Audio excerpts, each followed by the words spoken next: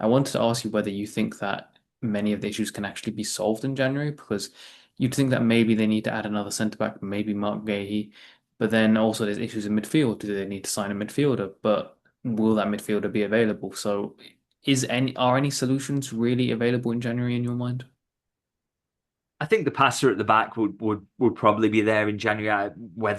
I'm not sure whether Marc Guehi is going to be available at all because I think we're in a period now where for Palace, what's an amount of money that makes it worth it now? It's probably not an amount that Liverpool will go to.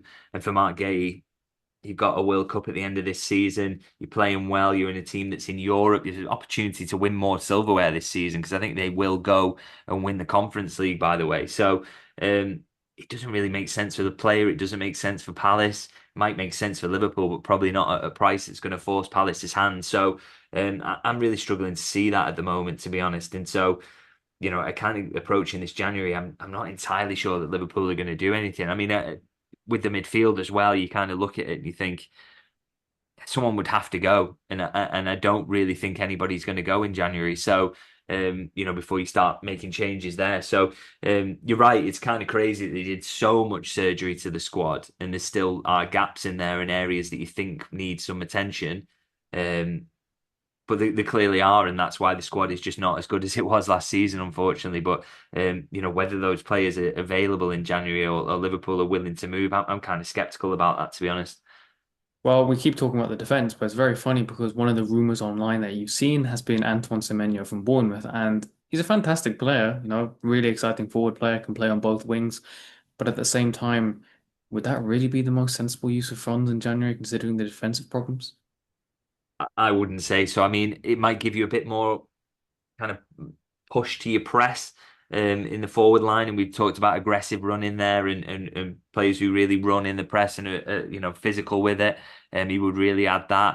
I'd say he's been on a bit of a hot streak with his finishing recently. By the way, he's previously not been an unbelievable finisher, and he's looking like one at the moment. Does that sustain? Would they like a little bit more data? But there is also the case that if Liverpool see an opportunity there and it's January and the clause is active and they think it's an opportunity that he can't miss because he's someone they'll want in the summer, then they will do it. That is fair. But whether it's what this team needs right now, I'm not so sure. But then very similar. You think back to the season that Cody Gakpo was signed, Liverpool was struggling massively. They needed help in midfield, they needed help in defence, and they went and signed Cody Gakpo because it was an opportunity they couldn't miss. So maybe we kind of see something similar to that, really.